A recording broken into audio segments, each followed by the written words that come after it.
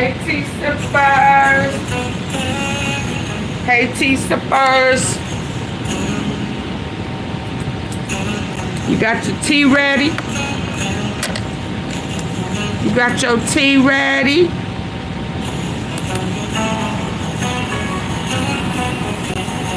Hey, Kamika, Brooklyn Davis,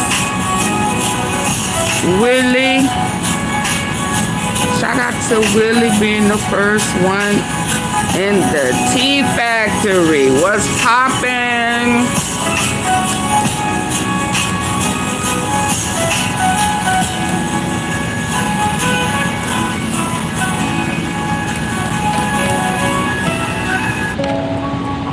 Happy Sunday.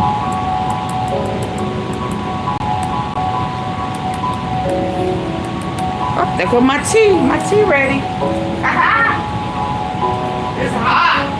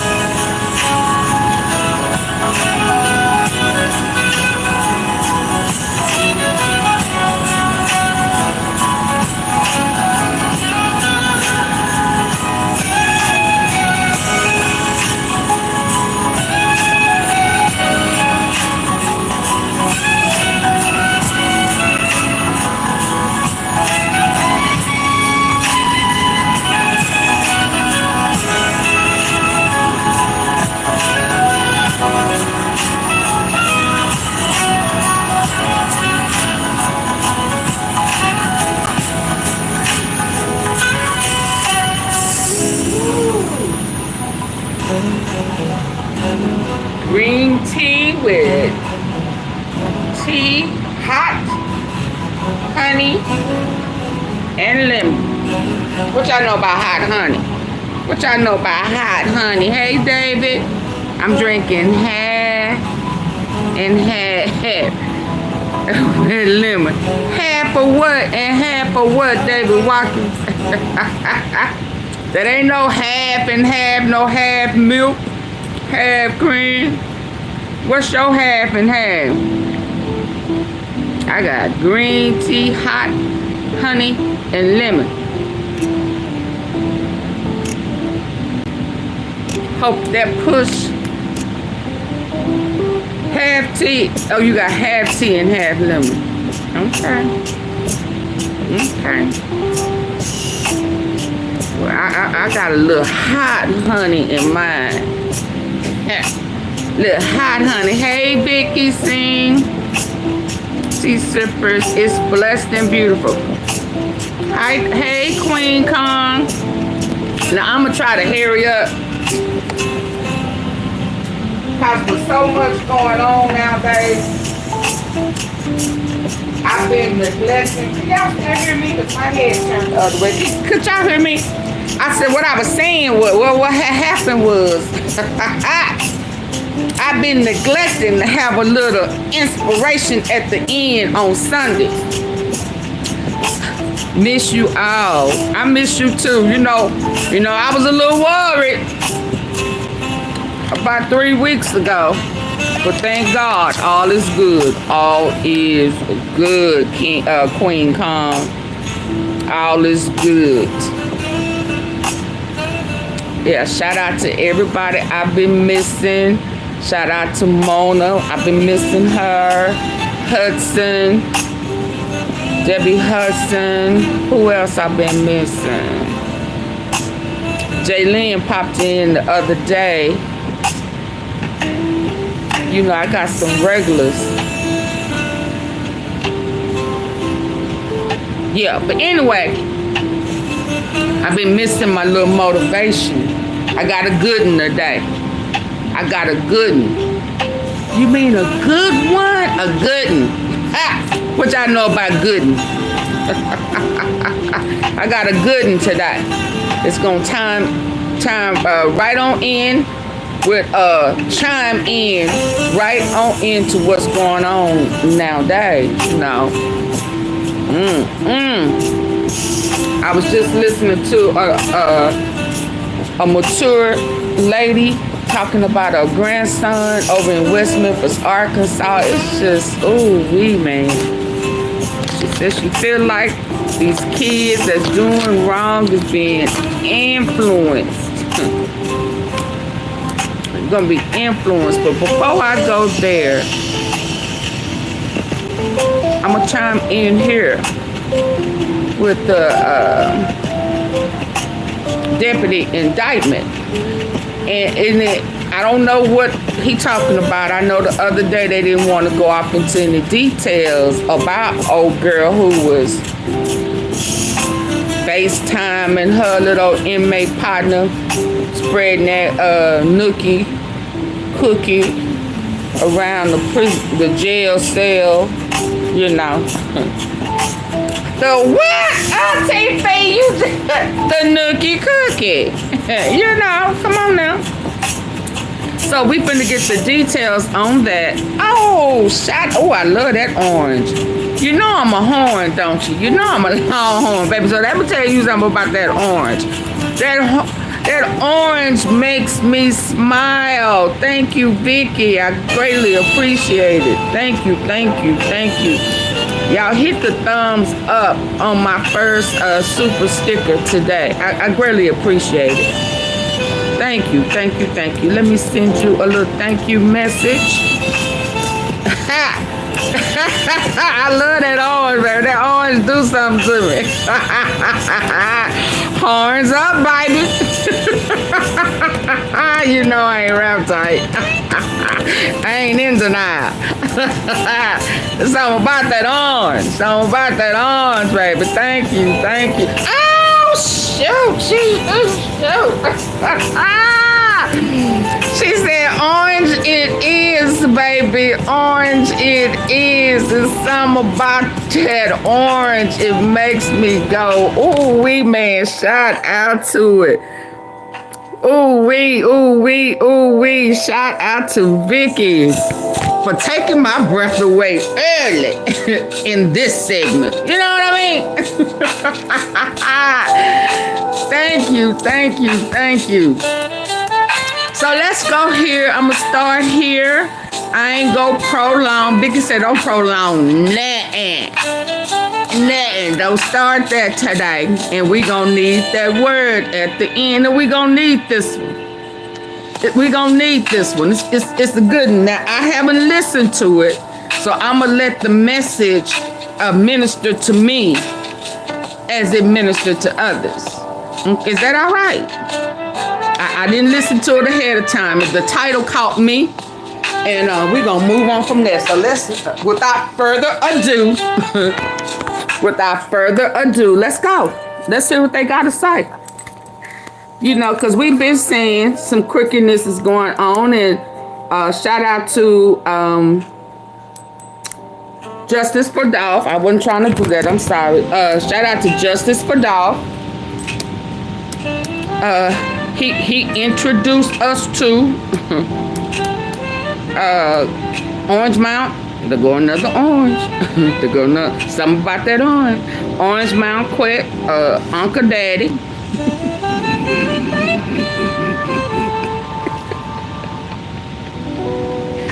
AunTeaFee, you play too much. Well, hell, we don't know if it was the uncle. We don't know if it was the daddy. You know, we could have said Uncle Daddy Pawpaw, but we didn't. We just called him Uncle Daddy. Daddy, Uncle. On Bradley Street was a deputy sheriff who tried to intimidate, you know, baby, look at here. There's something in the DNA. I ain't gonna even lie. You know, informant, got the dirty, nasty, trifling preacher off mistrial. He lost his job for tampering with the jury. You know what I mean? Not the witness, but the jury. Him was bold, wasn't he? Yeah. Granny and Uncle Daddy owned them houses on Bradley Street, you know. It reminded me of 2400 Jackson Street. You know what I'm saying? They was trying to own Bradley, I guess. I don't know. But with that in mind, when I'm listening to this dirty correction deputy, I said this shit go way back, don't it? So let's listen. Let's listen. An inmate who suffered a They had a whole press I conference. want to first start with providing some information regarding an inmate who suffered a medical emergency. Oh yeah, a guy died in 201 Poplar yesterday. I don't know if he gonna go in details, but I think that's who he talking about, a young cat. I saw it on the other Memphis cat, not Blackwood News, the other one.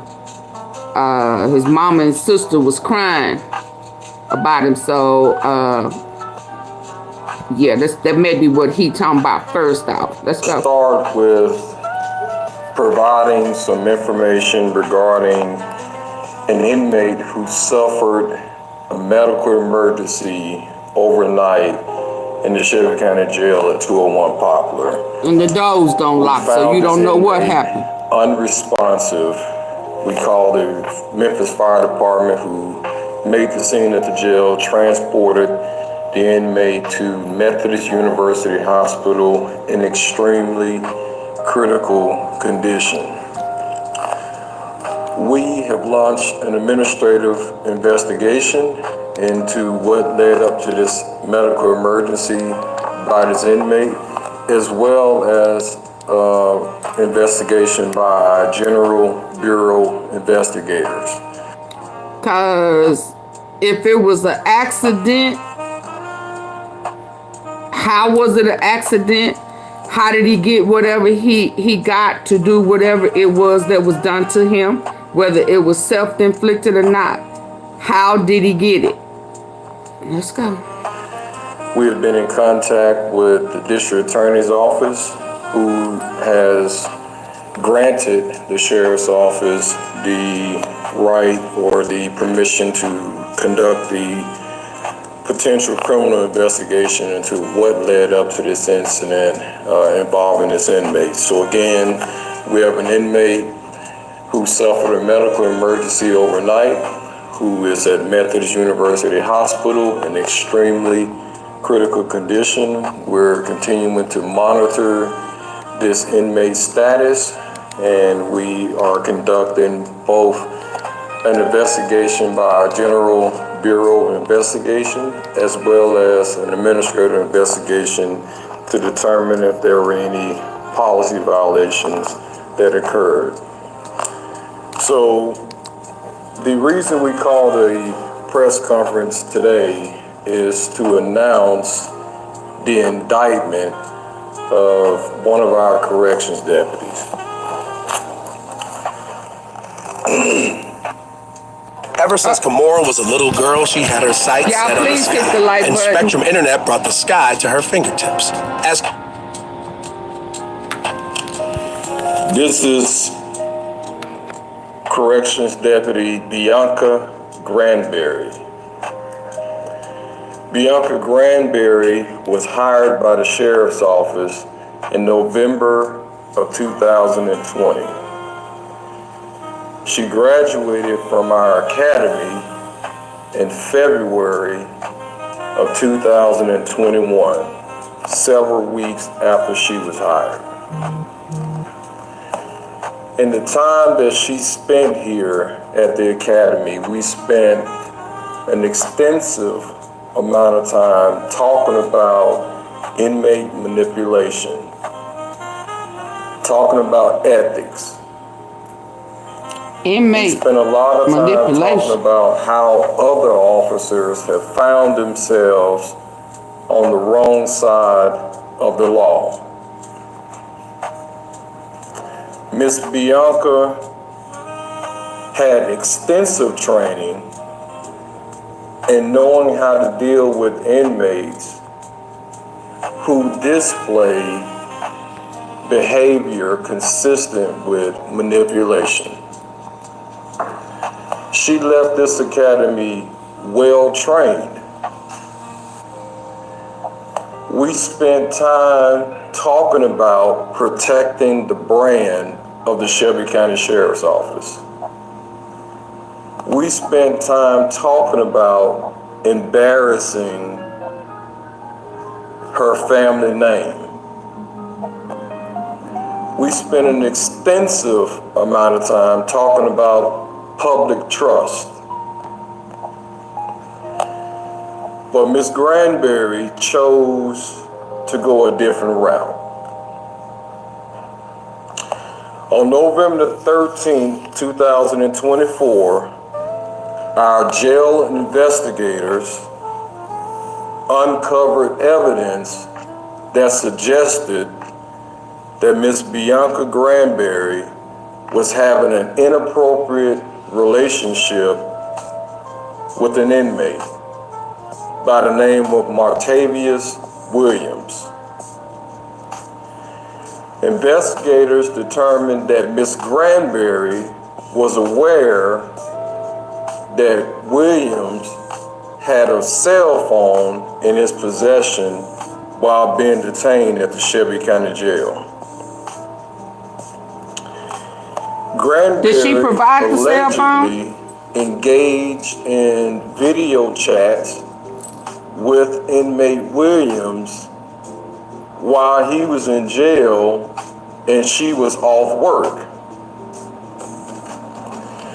Well, these conversations led up to what we later found Hey, out Griff. Hey, Granny. were monetary transactions that occurred between Williams, Granberry, and members of Williams' friends and family. What was she And the selling? amounts totaled somewhere around $6,400 that were being transferred between these three, or this triangle of people.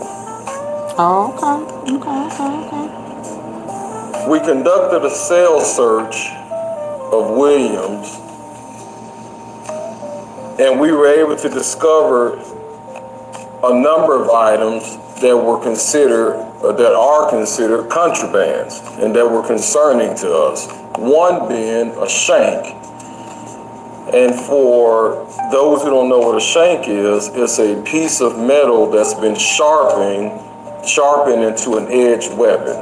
Just to So it's a get dangerous back your weapon ass inside up. of a jail setting.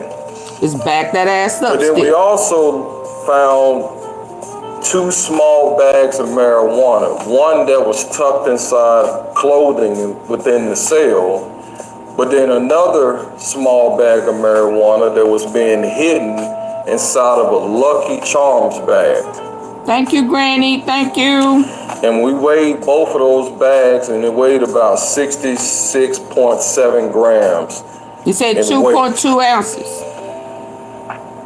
So today, we arrested Granberry.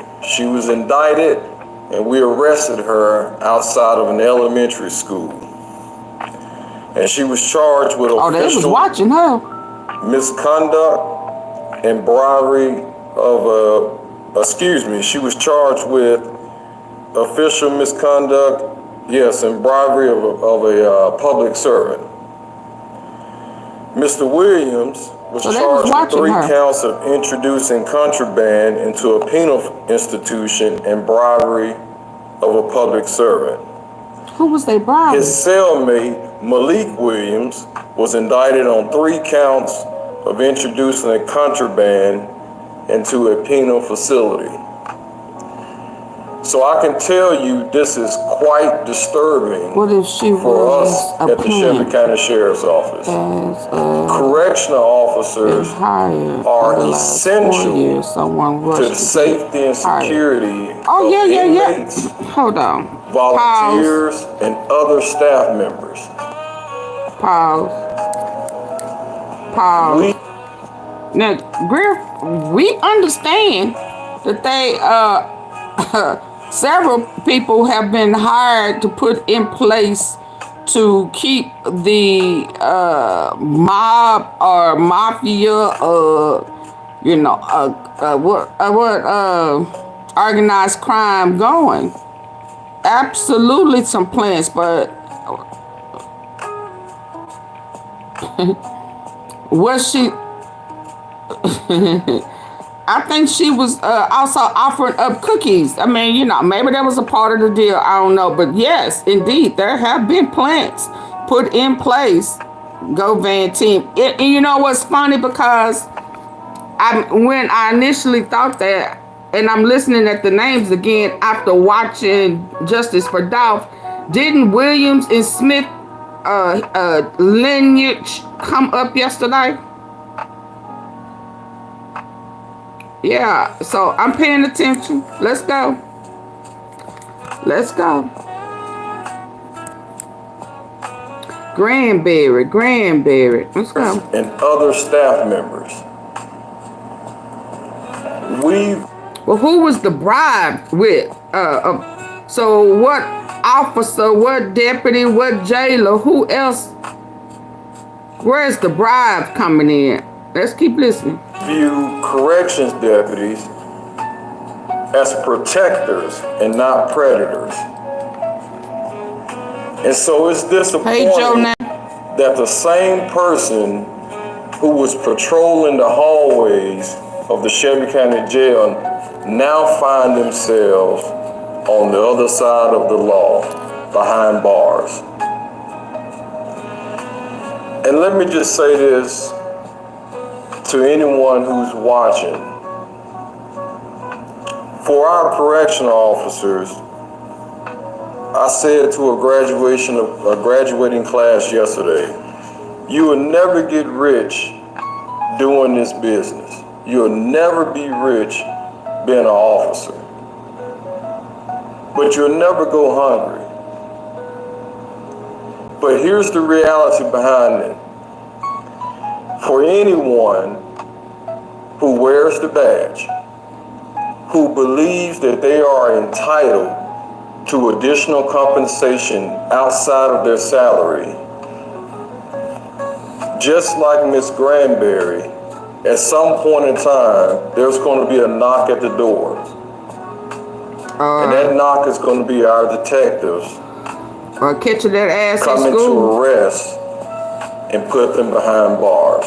Y'all get the likes up so I won't have to pause. Ms. Granberry has been relieved of duty pending the outcome of an administrative investigation, and she is relieved of duty without pay. This is extremely disappointing to find such a young officer who we spent a lot of time training and talking about these very incidents to find themselves behind bars. And with that, I'll take your questions.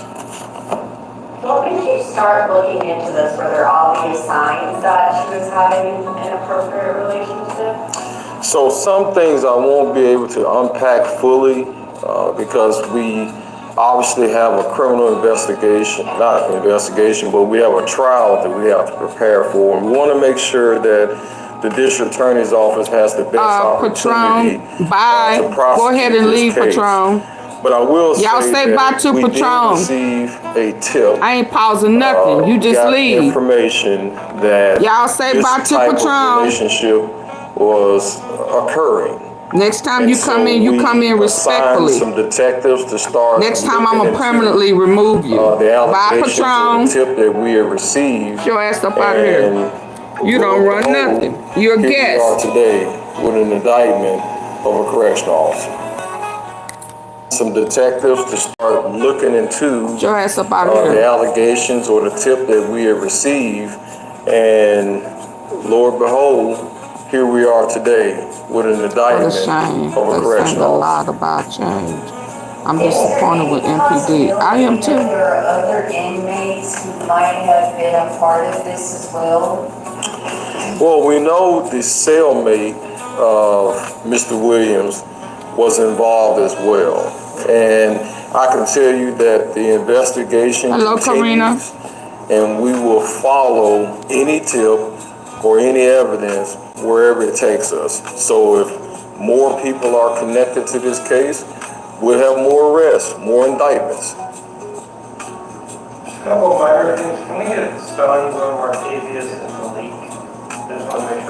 Where's the bribe at? Sure, we'll provide that to you after this press conference. And then, so this is the third corrections deputy that's been indicted since The third. November.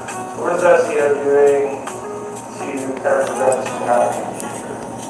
Y'all hear that? That's the third deputy. Sure, we'll provide that to you after this press conference. And then, so this is the third corrections deputy that's been indicted since November. What is SEO doing to kind of prevent this from happening in the future? Well, hell, she should have quit. Oh, dang. I did that, y'all. My bad. Did you? I choose violence every day. She should have quit. Beacon. If she knew that they was on to them deputies like that. Okay. If she knew that they was on them deputies like that, and she was the third, hell, she should have quit. Right? I think I would have quit knowing that they was arresting folk and they was on to the gig. Just greedy. Sure, we'll provide that to you after this press conference. And then, so this is the third corrections deputy that's been indicted since November. What is SEO doing to kind of prevent this from happening in the future? We're looking at new training, or what we do? Yeah, so we have what we consider a pretty robust background check. And You we lying. have one of the finest Lying academies now. in the state of Tennessee. But unfortunately, people make bad decisions. And so we hope that Granbury will serve as a warning to the next group of correction officers that's going to come through this academy. But then also for our existing staff, because if it's not clear, if it hasn't been clear before, it should be clear now. We are always watching. We're always looking. We're always supporting the officers to do it the right way, but then we're always ready to investigate and arrest the ones who do it the wrong way. Is there any, you mentioned that there were friends and family that were exchanging money? Friends and family. Is there potential for indictments for them? Yeah, so this investigation continues. And so we are still working with the district attorney's office. We're still in conversations with them. And again, more indictments could come. More indictments coming. The investigation continues. Do you have any idea how the inmates got the cell phone and the other legal function that you mentioned? We have not made that determination yet as to how Mr. Williams acquired the first cell phone. The first. Y'all hear that? The first Thank cell God we phone. have recovered that cell phone and been able to have some conversations regarding the information or the content that we found. Did y'all catch that? The first cell phone. Now we ain't gonna play dumb. Hell, Straight Drop got caught with phones up in there, and they never told us who he was communicating with when he got busted with that cell phone. Remember? They never released that information. Yeah, but he just said the first cell phone. The first cell phone, thank God we have recovered that cell phone and been able to have some conversations regarding the information or the content that we found inside of it. We hope that Mr. Granbury will share with us additional information, but if not, we'll just conduct our own investigation and see where it takes us. As far as the transactions, again, were these payments to Williams, like were Granberry and friends and family giving money to him? Was he giving money to them? Like, what was kind of going on? So I'll be brief. I'll be brief in this.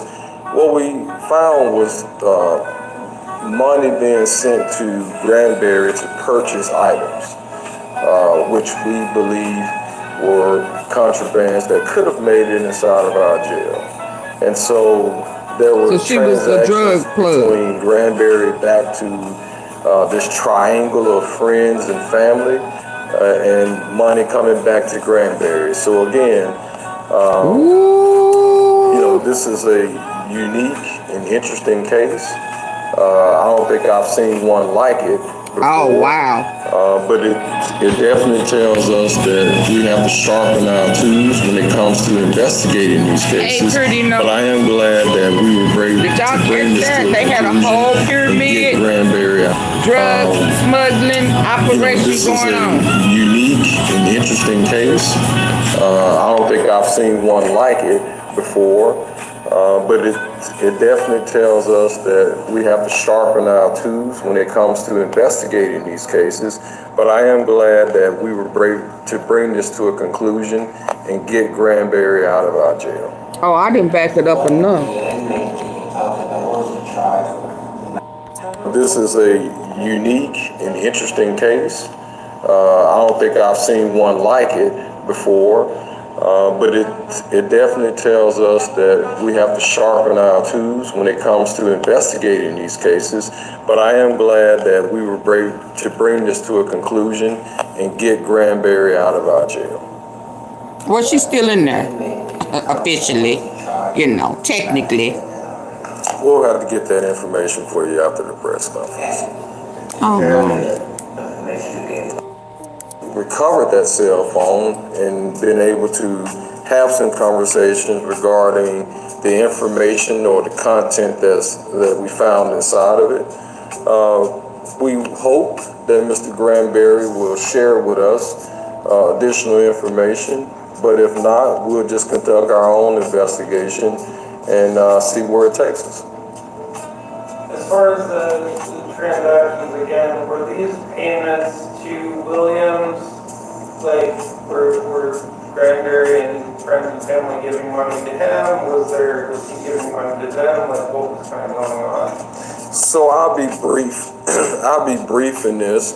What we found was money being sent to Granberry to purchase items, which we believe were contrabands that could have made it inside of our jail. And so there were transactions between Granberry back to this triangle of friends and family, and money coming back to Granberry. So again, you know, this is a unique and interesting case. I don't think I've seen one like it before, but it definitely tells us that we have to sharpen our tools when it comes to investigating these cases. But I am glad that we were able to bring this to a conclusion and get Granberry out of our jail.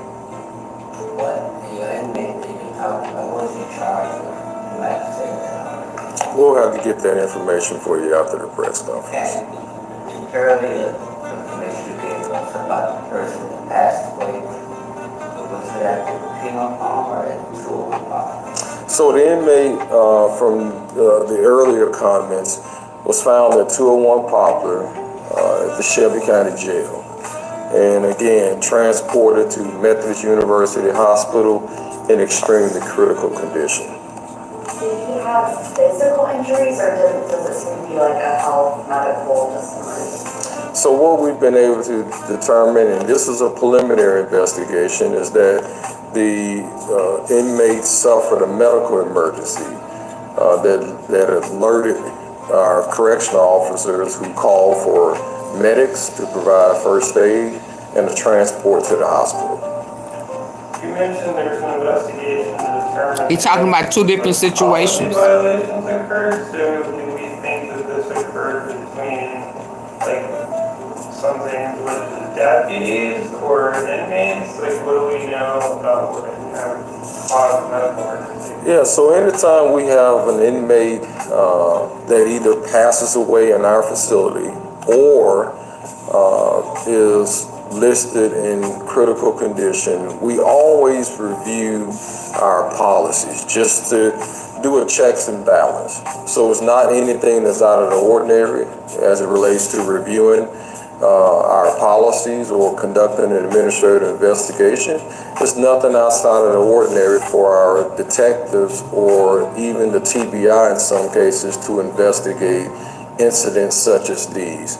So unfortunately, I hate to use the word routine, but these are some routine procedures that we have to follow in such incidents. When will Ms. Granberry be in court? So I don't have her assigned court date. She was arrested, I believe around 8 a.m. this morning, as I said, outside of an elementary school. And she was transported to jail. Dropping off her She's kids? going through the process of being booked. And whether or not she's assigned a court date today or Monday, I will have to follow up with Let's you see, later y'all, on while that. he talking. Did you know that with your VA home loan benefit that the Please down hit the payment like button. requirement is 0? Did you know? You mentioned that pretty much she's been involved with this department since 2020. Are investigators looking into whether or not she's been involved with inmates like this before? So that was all part of our investigation, and of course, a huge chunk of our investigation relies heavily on whether or not we have participation from whether it's Granberry or Williams or the additional inmate. So we don't know that answer yet. You know, again, we welcome Ms. Granberry or her attorneys, if she has one, to come share that information with our detectives. Where do the inmates stand in some I'm trying to pull up. We're not going to release that at this time for HIPAA protection. Any other questions? As far as the money is concerned, you think people have been better off buying lottery tickets or something? Ask that one more time.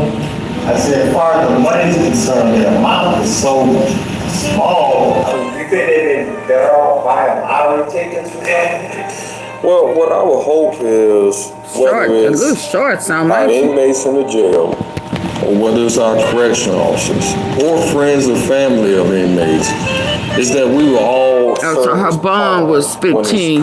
when it comes to providing And the it's so safest paid. jail possible.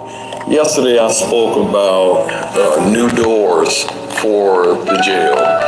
And so we're investing lots of dollars to the tune of $6 million in doors to try to provide a safer jail.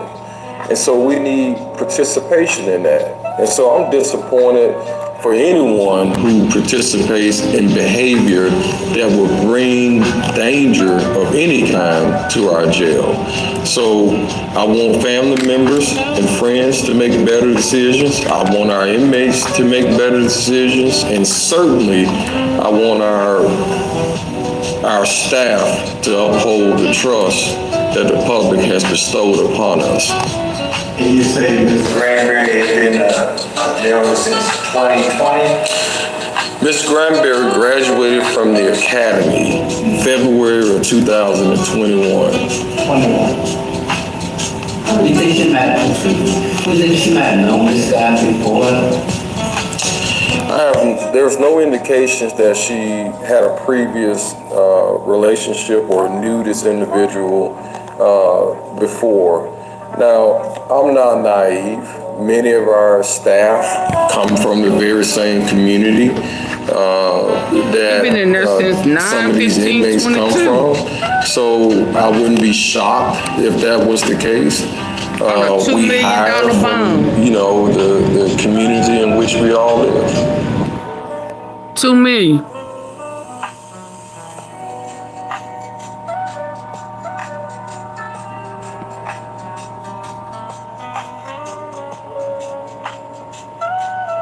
Oh, wow. Talking about taking penitentiary chances. Ooh-wee. Well, Providing I will some keep information. us posted on that one.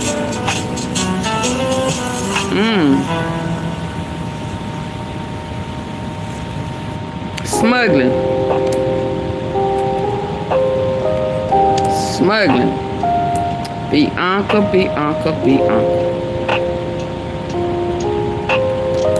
Let me get over to here about old girl.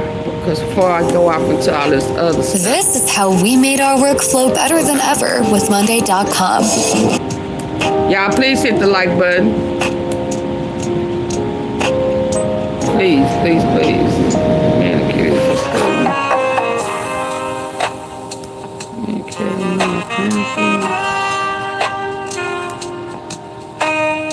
Could have let it up, it's fine.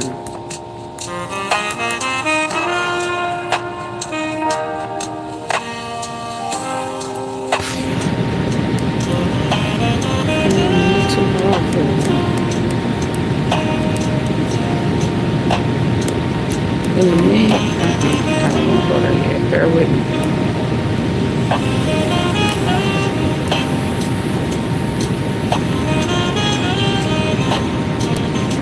Granny said,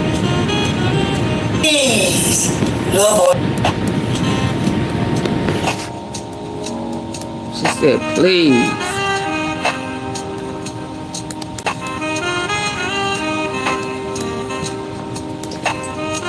West Memphis, Arkansas.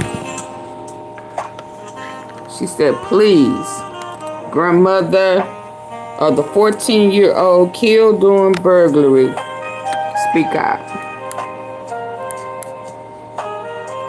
On the church, please know what they is. Please try to give them what they need. Don't the streets gonna get them. Oh, wow. A West Memphis grandmother speaking out after her grandson was killed during a home burglary. Please know what they is. Please try to give them what they need. Don't the streets gonna get them. Wow. A West Memphis grandmother speaking out after her grandson was killed during a home burglary.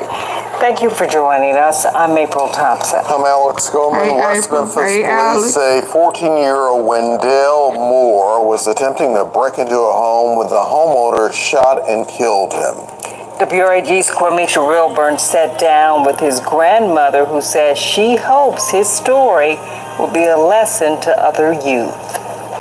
There's one who has all power. Amen. And that one is God. And may we find him. Lisa Hamilton Wembley is fighting one of the toughest battles of her life, coming to terms with the circumstances surrounding the death of her grandson, 14-year-old Wendell Moore. As soon as I got ready to lay down, my son hit my door. Oh. He said, open the door, mama, open the door. My baby gone. I knew it. All that day I thought about Daddy. I love him. Oh my God. West Memphis police say Sunday afternoon, Wendell, along with a 16 and 11-year-old, attempted to break into a home on Scottwood Street. Police say Wendell and the 16-year-old broke into the home through a back window while the 11-year-old acted as a lookout. The homeowner, who was home during the burglary, reportedly shot both Wendell and the 16-year-old. The 16-year-old survived, but Wendell died at the hospital. I know they was wrong, but why kill him? Wembley wants to make it clear that she is not condoning or justifying what her grandson is accused of doing. Sadly, she says he was heading down a dark path. And I hate to ask this, would you say you may have seen this coming? Yes, ma'am.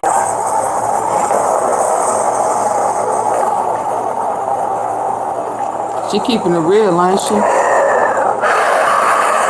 Bless her heart. Ooh, Lord. Without a shadow of a doubt, babe, I seen it coming. Oh. I seen it coming. Wembley says her I seen it coming.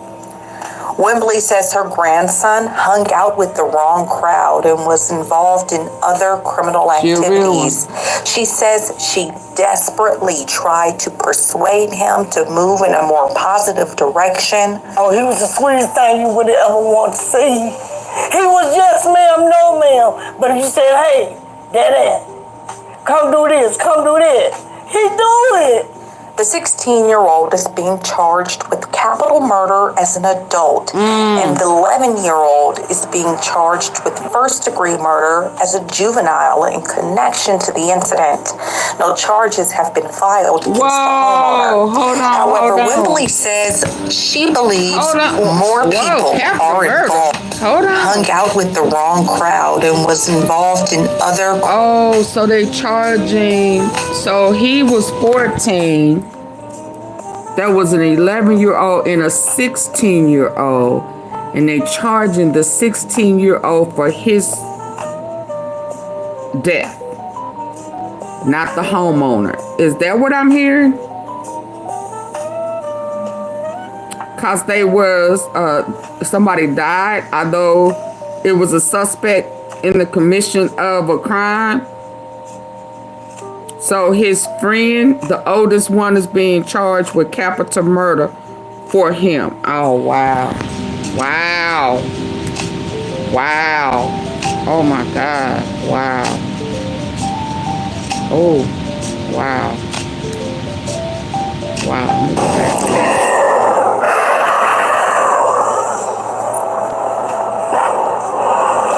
Without a shadow of a doubt, babe, I seen it coming. I seen it coming. Wembley says her grandson hung out with the wrong crowd and was involved in other criminal activities.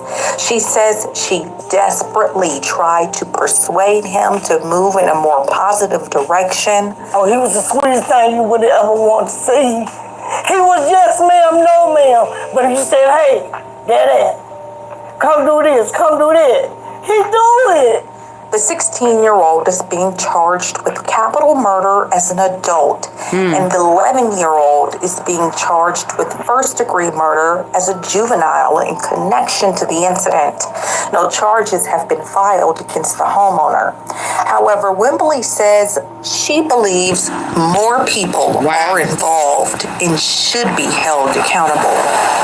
These babies are coerced to go into these houses and steal. As she now prepares for a funeral and should be held accountable. These babies are coerced to go into these houses and steal. As she now prepares for a funeral, she hopes by sharing his story, she can save at least one child from the same fate. I'm fighting for everybody's babies. Get your babies. Know where your babies is at 9 o'clock at night. Babies. Know where your babies is at 9 o'clock at night. Listen. Reporting for your news leader from West Memphis, Kwamitra Wilborn, WREG News, Channel 3. Wow. Wow.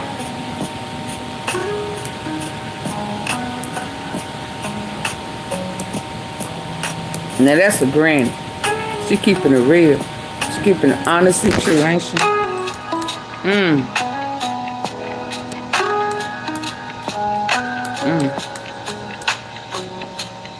Can y'all tell that one kind of caught me off guard?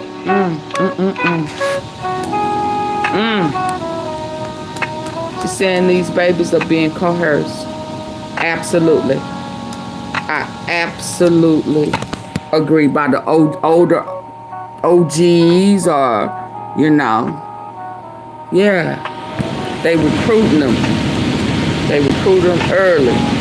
And we have contacted the Crittenden County Prosecutor's Office to learn more about the charges the teen faces and if there will be any additional charges. We're still waiting to hear back. So imagine the mama and dad, if they are actively in the 16-year-old's life, who is now going to be charged with capital murder at 16 for the death of their burglar partner that was shot by the homeowner. Wow. Remember me and you both was talking about that song, Take Care of, yes, Helen Baylor. Helen Baylor. Let me go there. Let me go there. Y'all know I sometimes I have to deviate. Granny, you making me go there.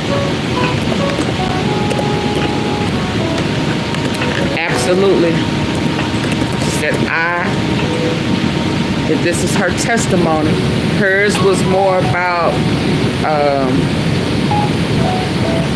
her and her. The things you're into are always changing. But what you pay for internet shouldn't. Switch to 5G home internet. Hold on. Let's go here.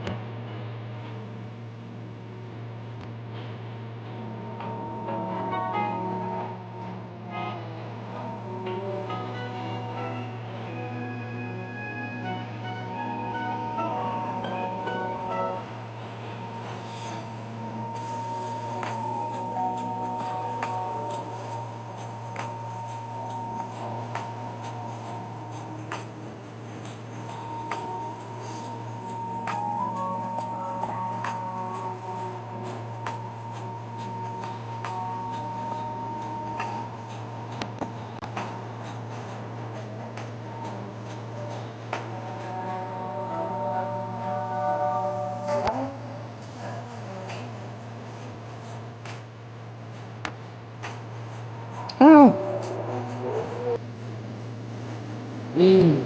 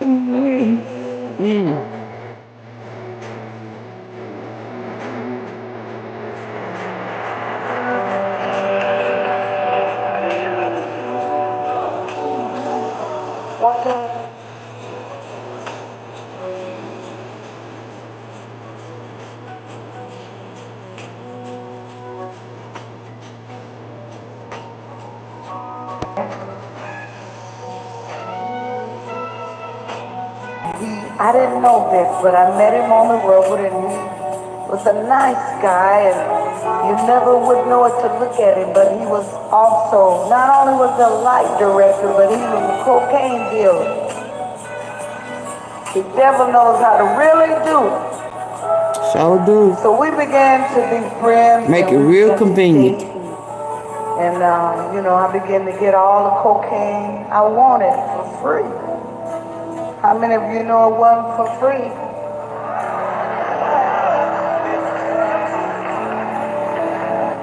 But we came home, me and this young man, and we began to live together. And he was still selling drugs, and I began to make drops for him. I was dropping off cocaine and making a lot of foolish turns in my life. And my life began to do this spiral. Downward. I was going to hell.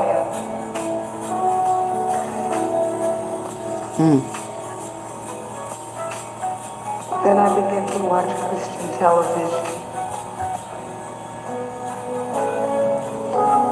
I began to watch Dr. Frederick Casey Price. Hallelujah. No matter what time I went to bed on Saturday night, whether it was 3:30, 4:30 in the morning, somehow our eyes popped open at 8:30.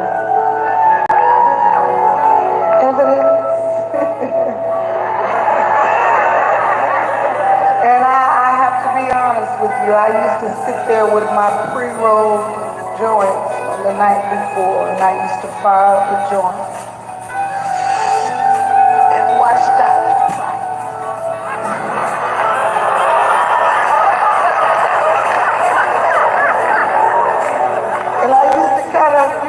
Dr. Price, you know how I am. I used to kind of make fun of Dr. Price. I said, well, just look at talking about faith come by here. And hearing by the word of God. But faith came. Faith came. Hallelujah. Go on and praise him tonight. Hallelujah. He's worthy.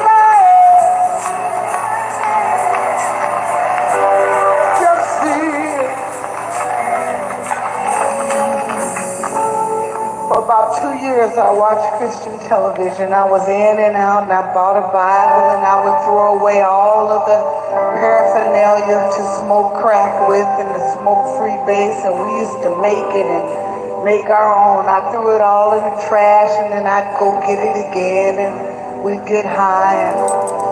And one night, as I was getting loaded, I began to pass out. And my head hit the wall. And I began to slide down the wall. And as I came to, all of my bodily fluids were doing their own thing, and I was dying. But I had a praying grandmother. Come on. And I knew enough to call the name of Jesus. Yes. Yes. Yes. It wasn't a couple of days later that I was watching Christian television. And Grandma tells me she was laying on her face during this time and she had been fasting for 2 weeks and just calling on the name of Jesus. Save my granddaughter. Yes. Save my granddaughter, please. I watched Christian TV one night and it was as God himself said, that's enough. And he rebuked the devil from me long enough for me to make an intelligent decision. And I said, Jesus, if you're turning me back,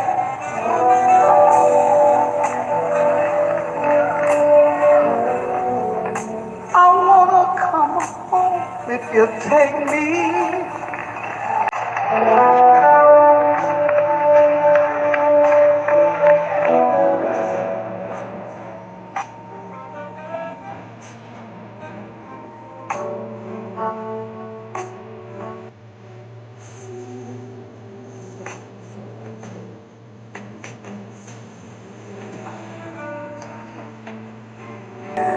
And I want you to know that instantly I was set free.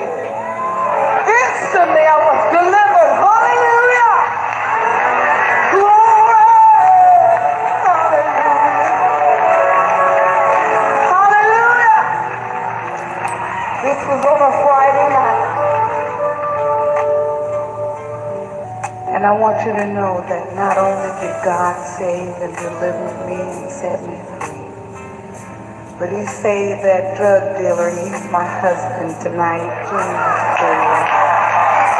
Hallelujah. So the point in me playing that for us is to remind or let some know and remind others that there is power in the praying grandmother. Yes, indeed. Now, Spirit Connector 555, I don't know. I disagree with you. Maybe your reading is off. Or maybe you just trolling. But you're at the wrong place because we over here are believers in Jesus Christ. And I don't know what you believe in, but don't come in saying no disrespect when you being disrespectful to somebody who is telling their testimony about being set free. Okay?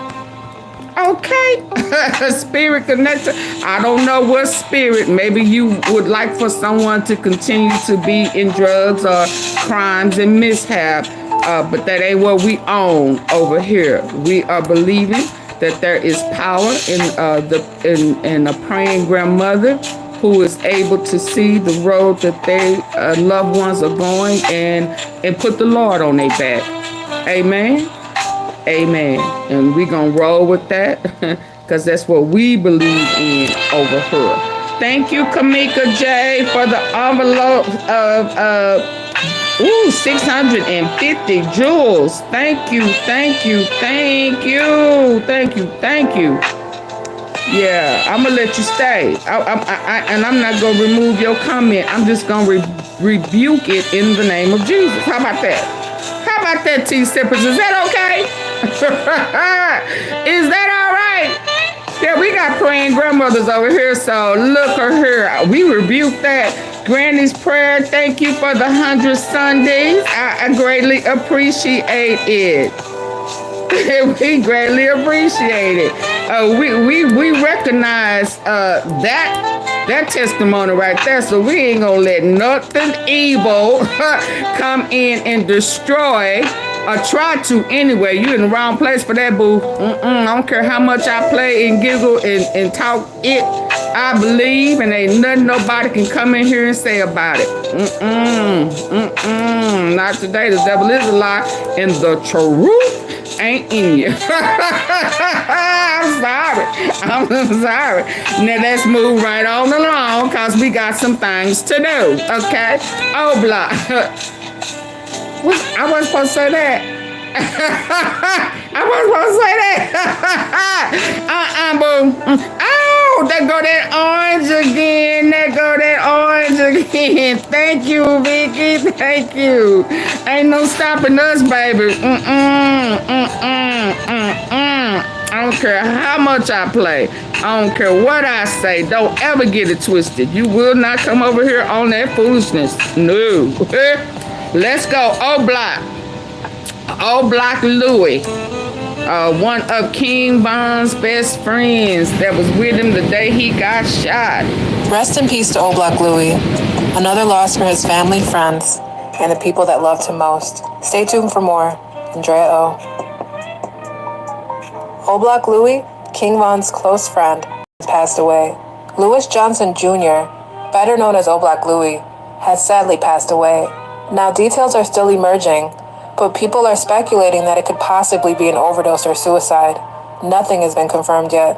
Right now we're just sending our love and condolences to the family. If you've heard of Louie, you know that he was one of KINGVON's closest friends.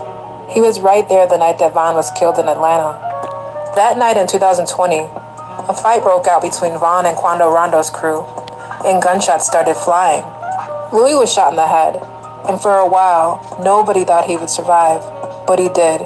He pulled through, and his survival story became part of Von's tragic story. In recent interviews, Louie said even though he was shot in the head, he did not have brain damage. Now, with Louie's passing, fans are feeling the same heartbreak all over again, just like the night they lost Von. It's another tough loss for O Block and everybody that knew them both. Rest in peace to O Block Louie. Another loss for his family, friends, and real quick over here.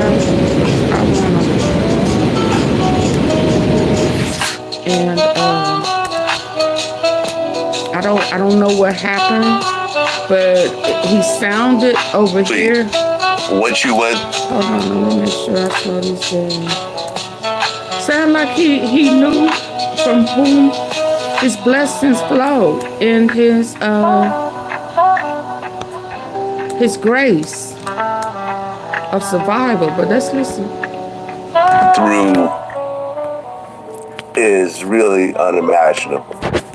And I know that there was probably some nights that you probably wondered if you could make it through because of all the pain and knowing that you're going to have more surgeries and not knowing if you're going to come out of a surgery. You know, because a lot of times, you know, the type of surgeries you guys are, you know, you had to do, those weren't like broken fingers or, you know, a broken leg. They're actually fixing your head and your brain. So was there any brain damage at all? This young man's demise. Nah, I'm surprised it wasn't, but nah, it wasn't really no brain damage. Okay, and I'm kind of glad it wasn't. Did the bullet go into your head, or did it get stuck in the skull, or what happened? I think your head just got stuck. Your head just got stuck. Did they actually have to remove the bullet fragments out of your head? I think it's still a little bit in there. Really? Yeah. I mean, was there ever a time where you felt like, man, I can't do this. I just want to check out. I don't want to do any more surgeries. I don't want to go on anymore. This is just too much to bear. I can't do that because I done came a long way. God done got me too far to even be trying to think like that. So I can't never think like that. You know, and it's when interesting he ready to me. For me, he gonna be ready. What's interesting to me is when he started talking about giving up or God, it brought a whole nother smile to his face. He went from, let me go back. He went from, well, he ain't frowning, but it went from there to a whole smile. It's just too much to bear. I can't do that because I done came a long way. God done got me too far to even be trying to think like that. So I can't never think like that. When he ready for me, he gonna be ready for me. But I ain't finna just be ready to check out like that. When you ready for me, you ready for me. They were trying to put him in jail for Hey man, that's a lot of strength right there. Because a lot of people check out from with much more minor situations than yours. Yeah. Well, Black Louie, man, I appreciate you coming in and sharing your story. KINGVON is still a very important figure in hip hop and in Chicago. I'm sorry for what you had to go through in terms of not only what happened to you, but essentially your friend who you were living with and Slutty getting killed that same night.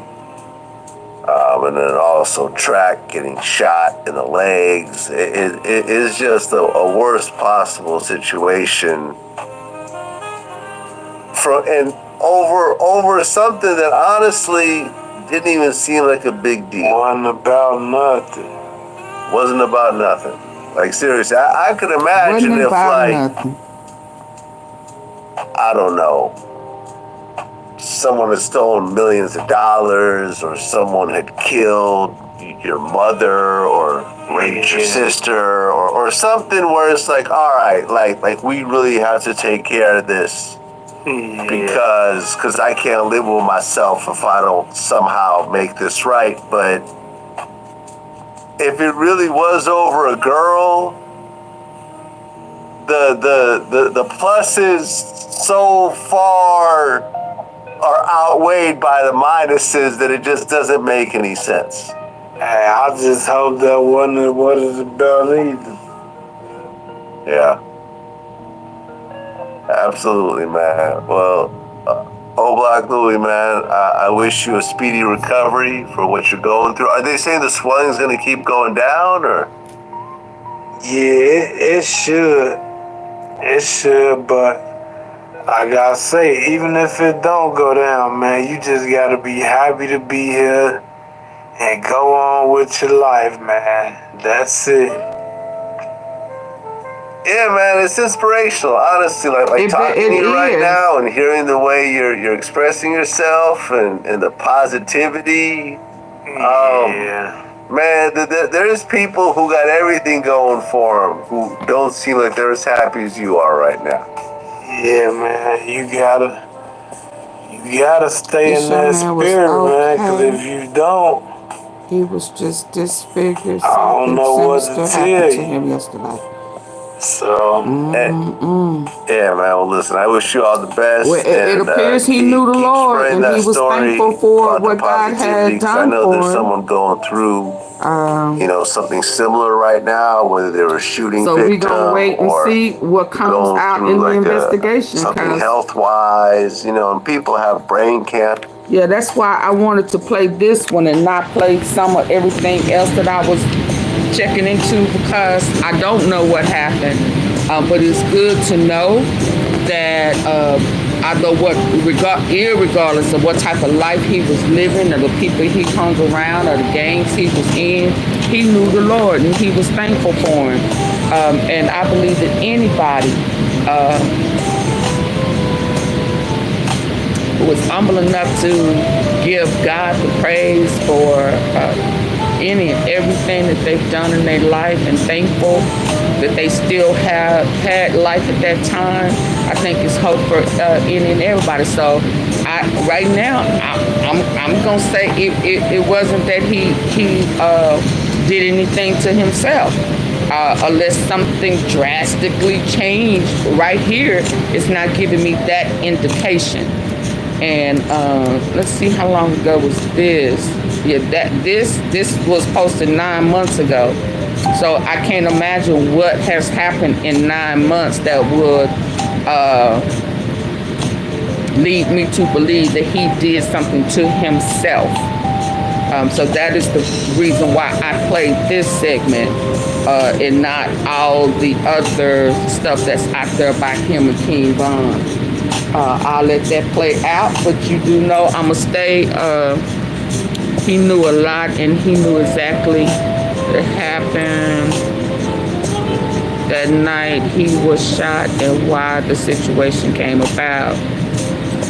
Yeah. So we will be covering that. But I'm gonna leave it right here for now until more information comes out. I'm not gonna run with that he did something with himself, simply based off of this right here. Okay, T-Sippers? Let me move on over here. I'm playing catch up. We had to listen to Helen Baylor, boo. We had to hear that testimony today. For my grannies, baby. You hear me? You heard me? Ain't no stopping. Ain't no stopping. Hold on. Let's move on over here. Let's move on over here to Old Fatness.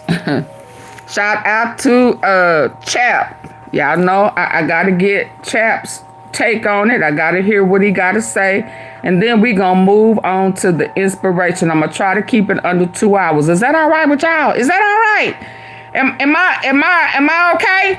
Can I keep going, T-Sippers? Can I keep going? Vicky has made it, boo, to the point today that Vicky, Granny, everybody done took care of AunTeaFee today, that I don't need to stop and pause for nothing. Is it okay if I keep on trucking? Keep on trucking, baby. Fatness, yes, let's go. Fatness, absolutely. Let me slow him down. Fatness, he done went too far. Let's hear what Chap got to say. You know, I very seldom disagree with him, so let's hear this. Migraine headache makes you do some strange things. That's true. That's true. And I don't know if that swelling went down because it was very protruded. But let's go. Let's hear this. Not only finesse 2 times, but look, what up, family? Shout out to Big Chap. Memphis 10, finesse 2 times. Not only finesse 2 times, but look, King also. We've been seeing this situation with finesse 2 times and Lil King pretty much get out of hand. Hustle cartel in the mix. A lot of people got different things to say, right? On top of that, finesse 2 times, we know he just come home, federal prison, saying that he wasn't trying to go back. And it looked like, fam, that a lot of things may have backfired throughout trying to take Lil King up out of Memphis. Definitely backfired. A lot of things backfired is because finesse 2 times came in the game treating King like it was back in Lil Wayne and Birdman days. I mean, you can get away doing a lot of things with kids back then, but now you got to, with social media, you got to be careful of the influence and the things that, you know, you have them around. Before we get into details, Lil King said he thought finesse 2 times was picking him up, taking him under his wings as an artist, but you know, when Finesse was trying to put him in school, everybody was on his top, CPS getting called, he had to switch it up, and Lil King didn't like that because Lil King think he grown. Now, we didn't know what I'm about to get into. A lot of things don't be really making, a lot of stuff makes social media, but a lot of underlying stuff about these artists, fam, it don't be making social media, and a lot of these situations making up, and Lil King didn't like that because Lil King think he grown. Finesse was trying to put him in school. Everybody was on this top CPS getting called. He had to switch it up, and Lil King didn't like that because Lil King think he grown. Now, we didn't know what I'm about to get into. What we didn't know, chap. A lot of things don't be really making, a lot of stuff makes social media, but a lot of underlying stuff about these artists, fam, it don't be making social media, and a lot of these situations be real. Now, do you know what's ridiculous? Not having an AARP membership. You get hundreds of programs and services that you can use every single day. Plus discounts you may not be aware of. You can save up to 10% on hotels. I stepped away. 15% Sorry. at popular restaurants. Oh, sorry. Now, I reckon he left the state of Texas. of all this going on with Finesse, He on the run out here. we didn't know it was a third-party lady that was also a guardian of King. This woman also was not no family to King. She got kids on her own, but she took Lil King up on her wings.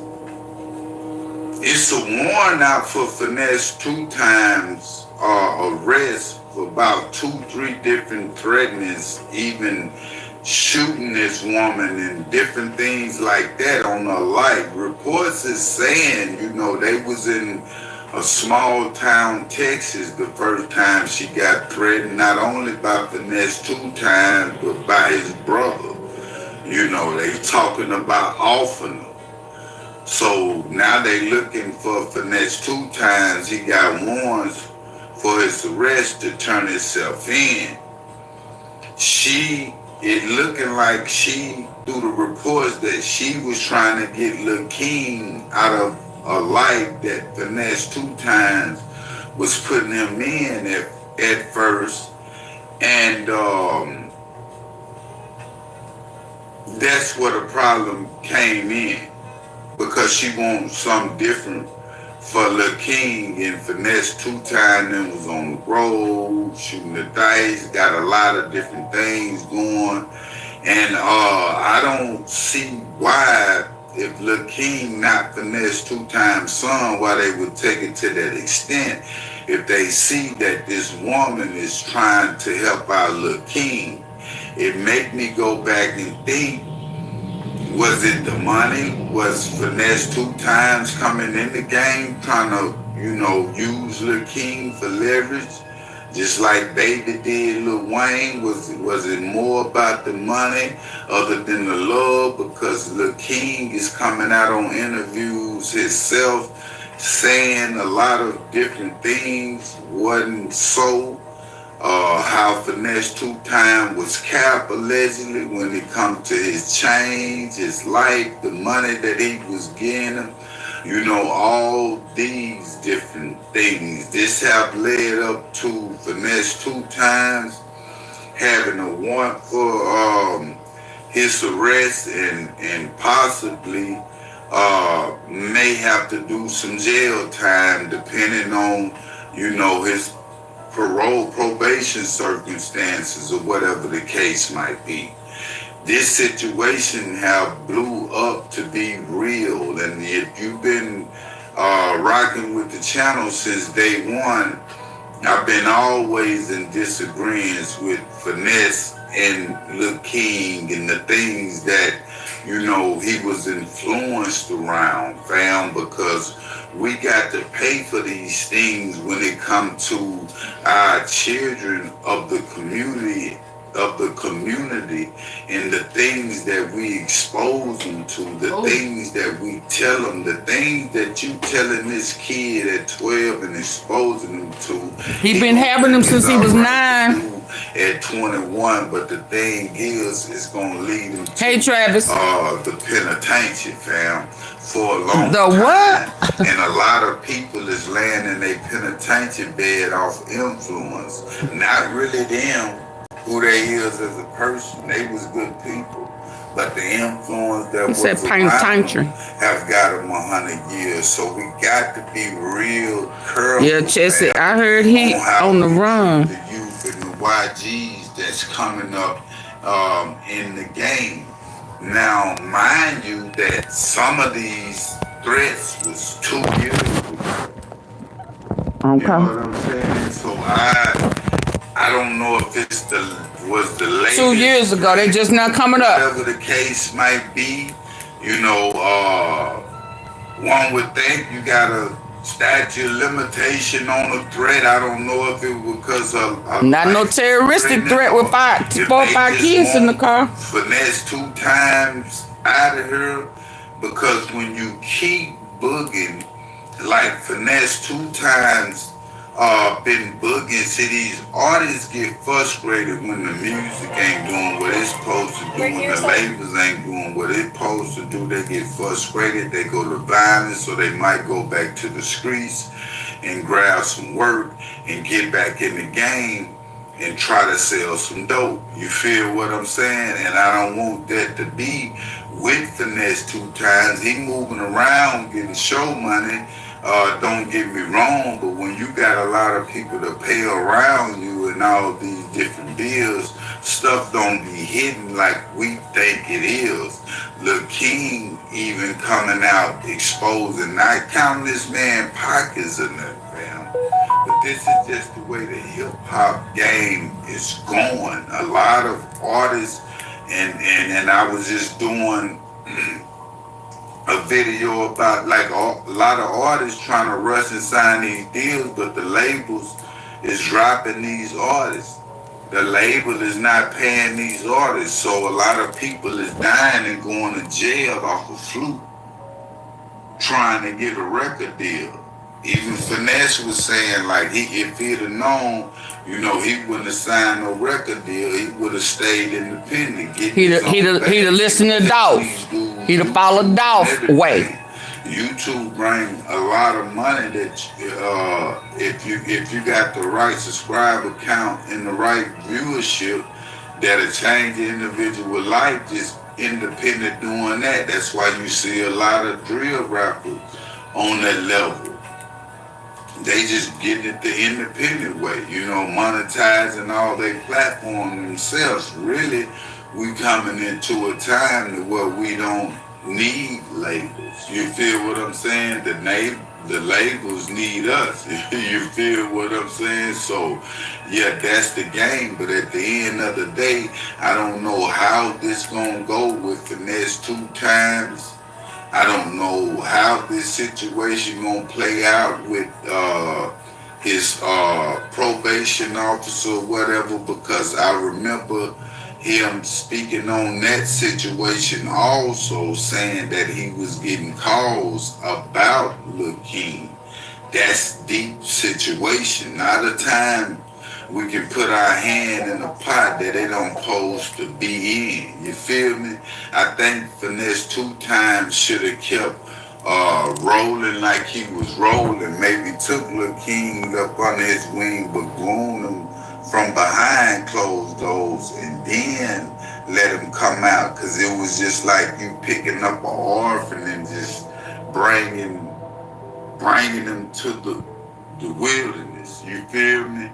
And a lot of people, he was grooming him that sideways. And this woman coming out speaking on these threats with the brothers, I don't know if this was no love, or I don't know if it was Finesse 2 times other brother, but she is saying that she was threatened, her life was threatened, all these different things, and it's a warrant for Finesse 2 times arrest, but I will keep y'all updated on situations, family. Shout out to Big Chap. Shout out to Big Chap. Yeah, Finesse, he didn't go about this the right way. He didn't go about, okay, y'all, so as we are about to leave today, as promised earlier, I was going to go back to what we were doing and appreciating with our motivation for the week. You know what I mean? Just to kind of help us through, to do it a little differently, respectfully and spiritually. And this one today, again, I haven't listened to it, but it needs to apply to me as well. I'm not exempt. I'm not perfect. I'm not exempt.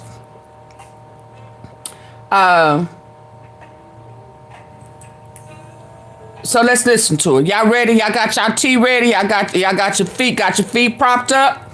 Y'all ready? Y'all ready? And this is gonna be our last segment. Have we been fed today? How we feeling, T-Sippers? How we feeling? Let's go. Gary, cut the volume up. There comes a moment letting go. Y'all ready? Hold on. Let me make sure y'all ready. Are y'all ready? We ready? Come on, y'all. We ready? Okay, there go Vicky. Let's go. Letting go without retaliation. Woo! That one right there.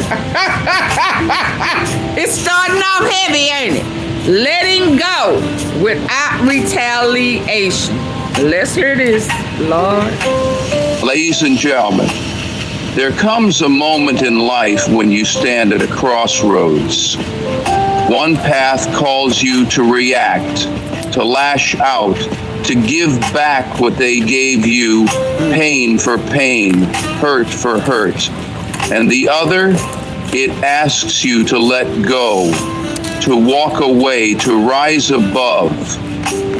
Now let me tell you something. The louder path, the one screaming for retaliation, may feel satisfying for a moment, but it will never set you free. It keeps you locked in the very chaos you're trying to escape. But the quiet path, the one that whispers, let it go, oh, that's the path of power. That's where healing lives. That's where you reclaim your peace. See, letting go doesn't mean you're weak. It means you're wise enough to choose growth over grudges, faith over fear, and freedom over fury. Today, we're not just talking about walking away. We're talking about walking forward into the life you deserve, the life that's waiting for you when you refuse to let someone else's darkness dim your light. Are you ready to rise above? Because it starts right here, right now, with the choice to let go without looking back. Let's step into that power. Strength in stillness. Let me tell you something that most people don't realize. The loudest person in the room isn't the strongest. The one who shouts, retaliates, and fights back might grab the most attention, but strength, real, unshakable strength, it's found in stillness. It's found in the ability to hold your peace when everything around you is screaming for you to react. When you're wronged, the instinct to strike back feels natural. Your mind says, don't let them get away with it, and your heart aches to prove a point. But here's the truth. Reacting to their chaos only pulls you into the storm. And storms, my friend, don't discriminate. They destroy anything caught in their path. That's why stillness, even in the face of provocation, is the ultimate form of power. Stillness isn't silence, it's wisdom. It's understanding that not every battle is worth fighting, not every insult deserves your energy, and not every attack requires a response. Think about the great mountains.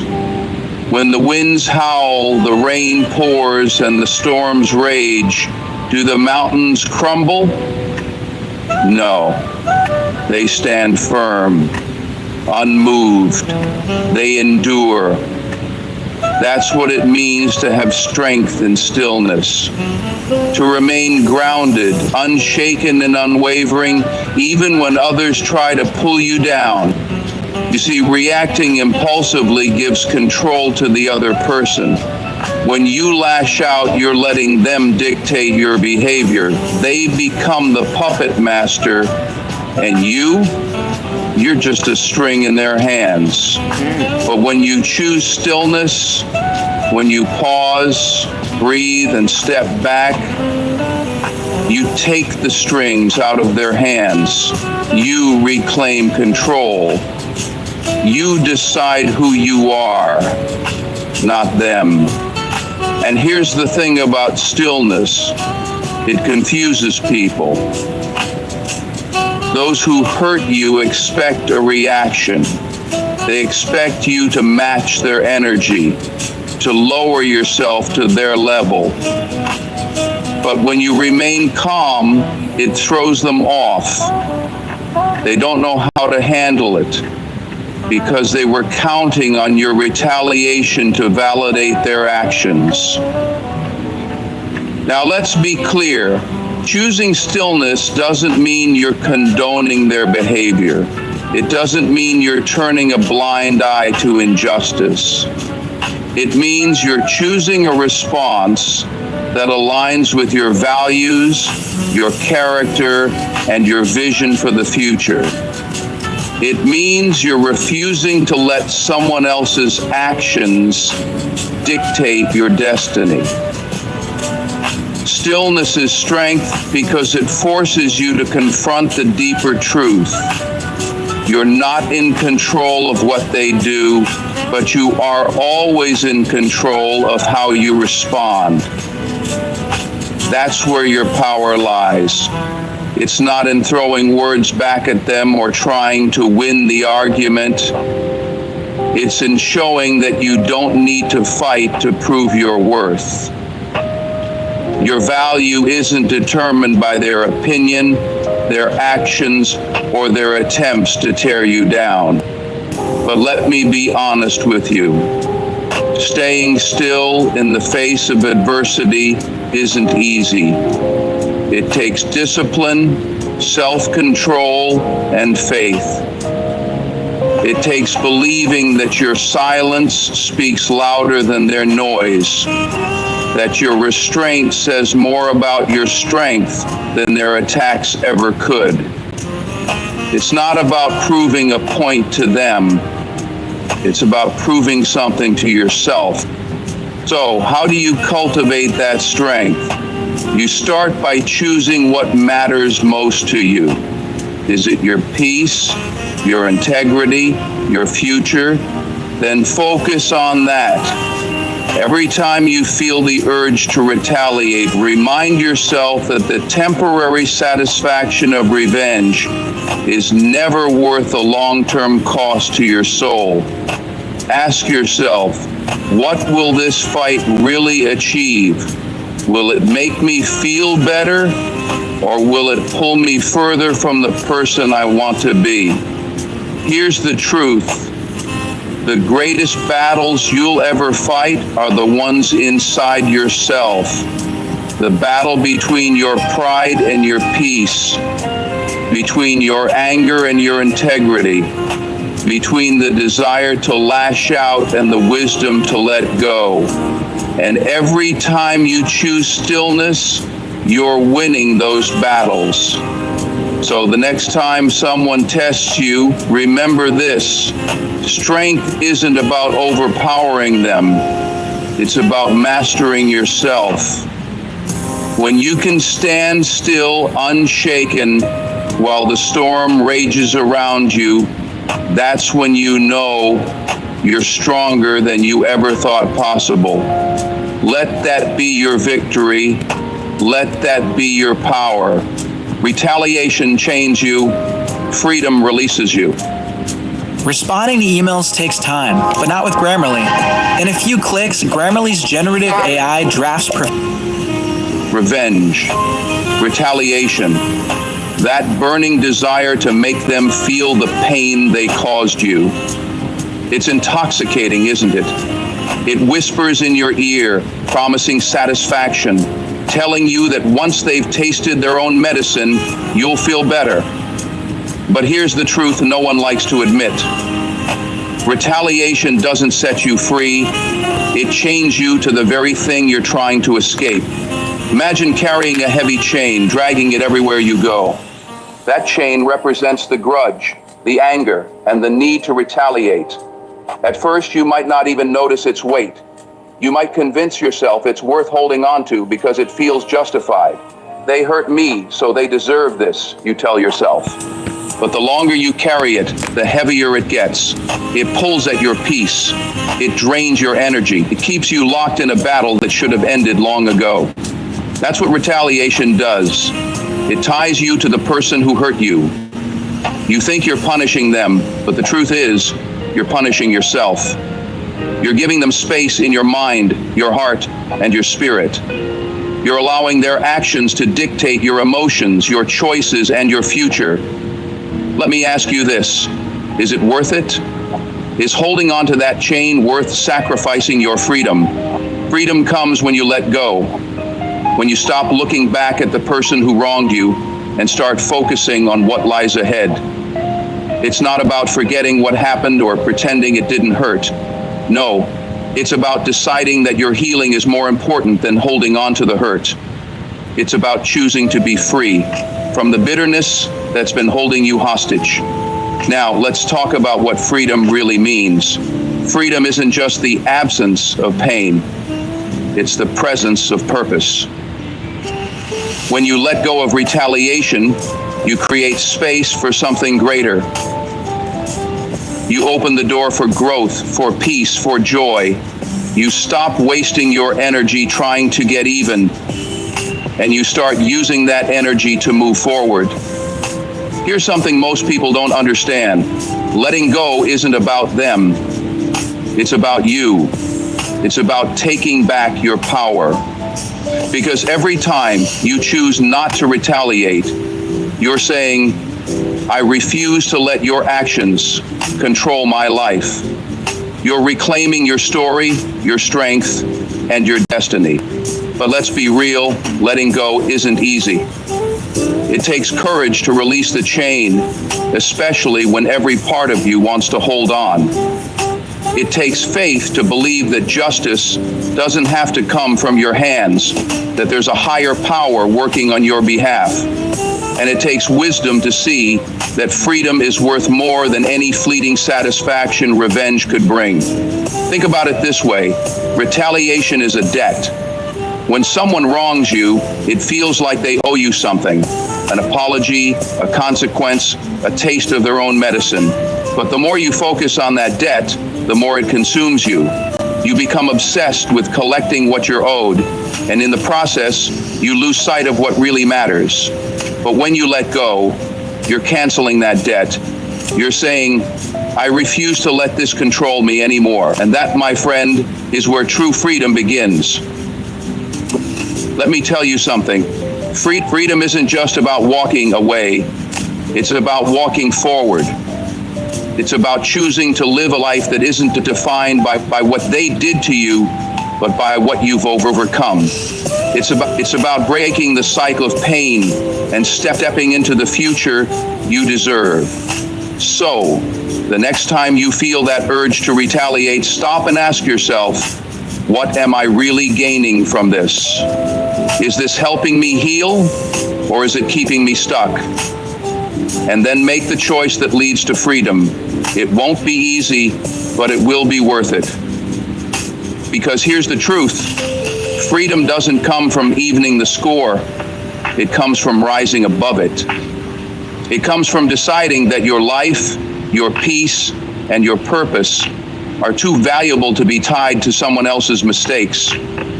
So, let go of the chain and step into the freedom that's been waiting for you all along. Trust the higher plan. Let me ask you this. How much of your time have you spent trying to control what's beyond your reach? How many sleepless nights have you endured, replaying their actions in your mind, imagining how you could have handled it differently, or plotting ways to make them feel your pain? It's exhausting, isn't it?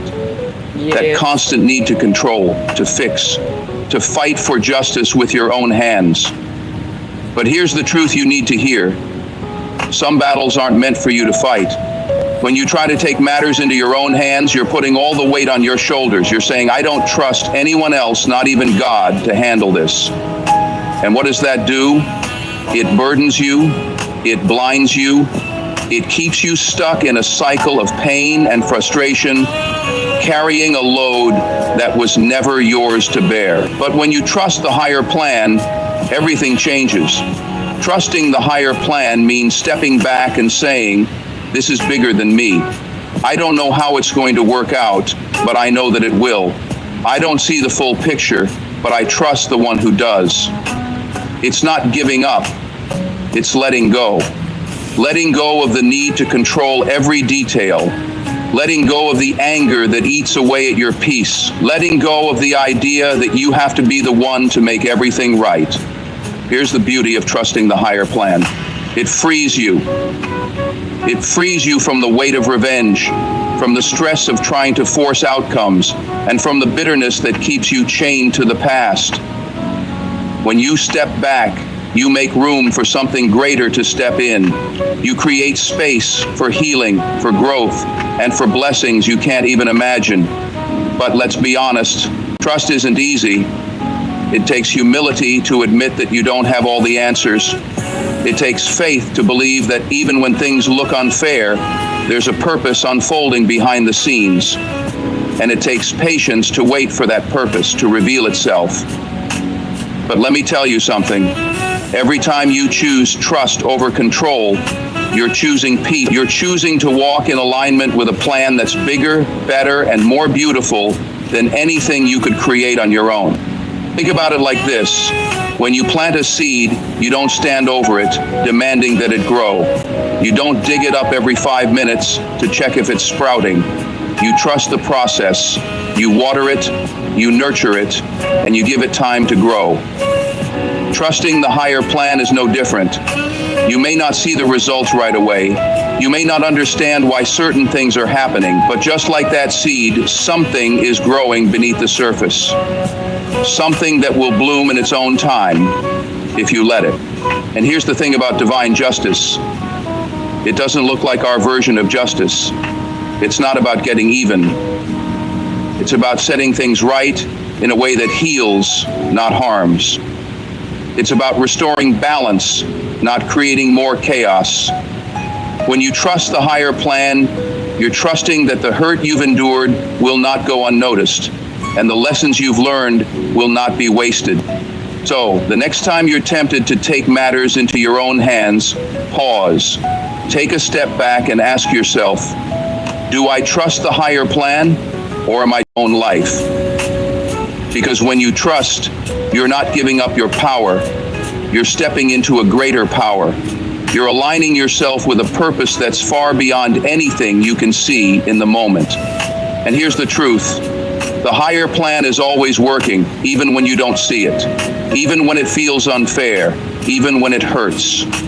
You may not understand it now, but one day you'll look back and realize that every delay, every disappointment, every unanswered question was leading you to exactly where you needed to be. Trust isn't about knowing all the answers. It's about believing that the answers are coming. It's about releasing your grip on the pain, the control, the need for revenge, and opening your hands to receive the peace, the healing, and the blessings that are already on their way. Trust the higher plan.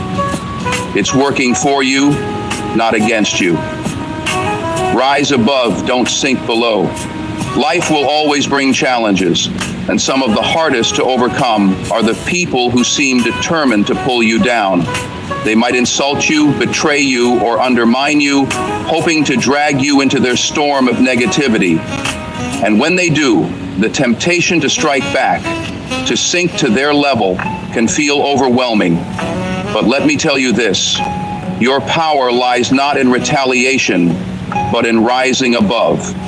You see, when someone tries to pull you down, it's not because of who you are, it's because of who they aren't.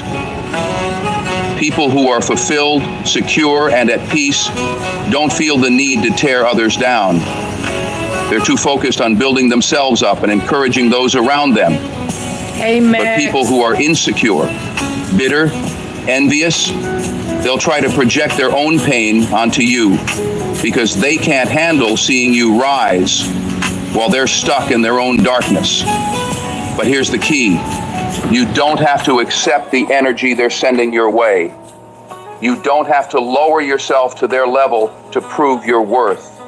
In fact, the moment you engage in their negativity, you've already lost.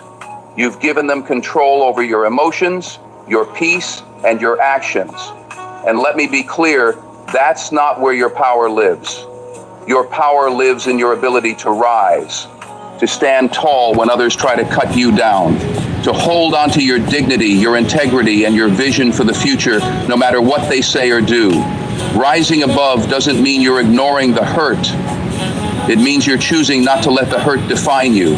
It means you're prioritizing your growth, your peace, and your purpose over a temporary reaction. Now, let's talk about what it really means to rise above. It's not just about walking away from the situation. It's about walking forward with intention. It's about refusing to let someone else's actions dictate your character.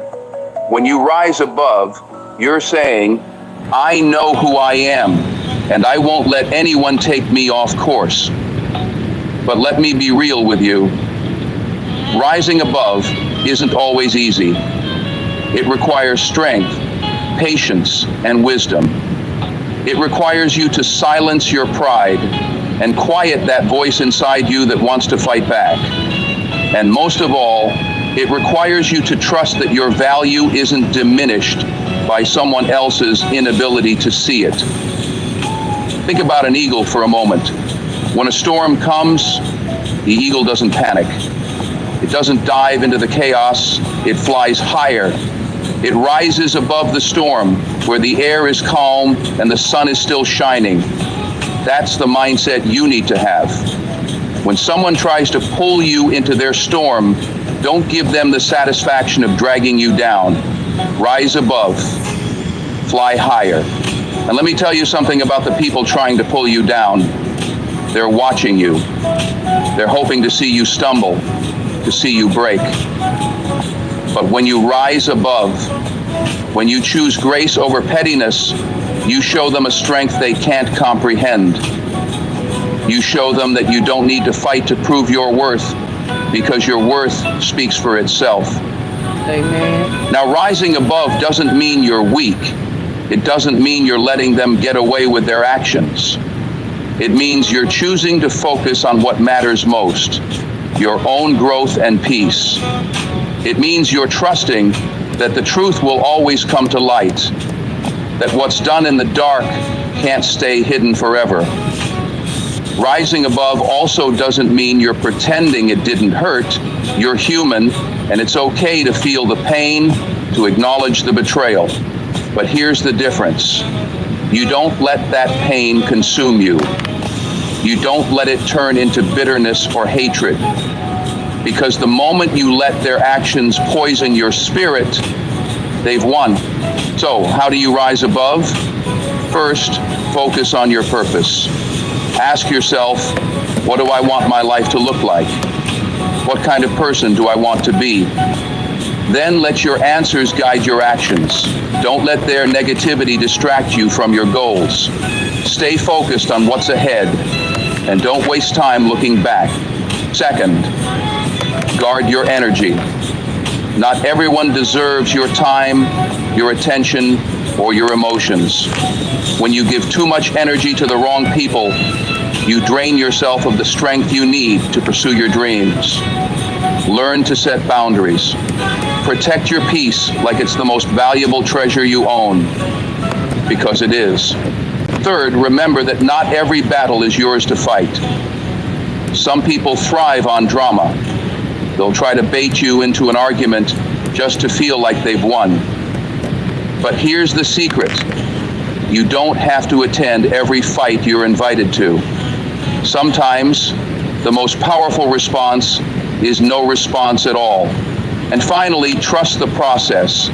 Trust that every challenge, every setback, and every betrayal is shaping you into the person you're meant to be.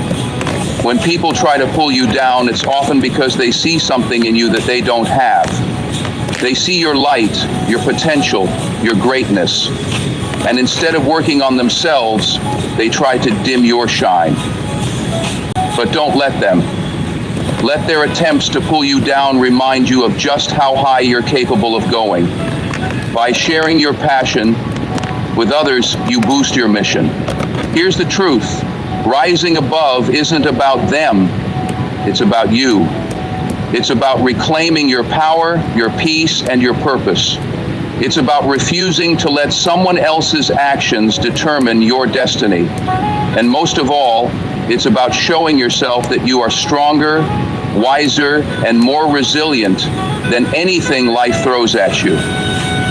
So, the next time someone tries to pull you down, remember this. You weren't built to sink. You were built to soar. You weren't created to dwell in the chaos. You were created to rise above it. Hold your head high. Keep your eyes. Hold on. You wasn't built to sink. You was built to soar. Let's go. It's about refusing to let someone else's actions determine your destiny.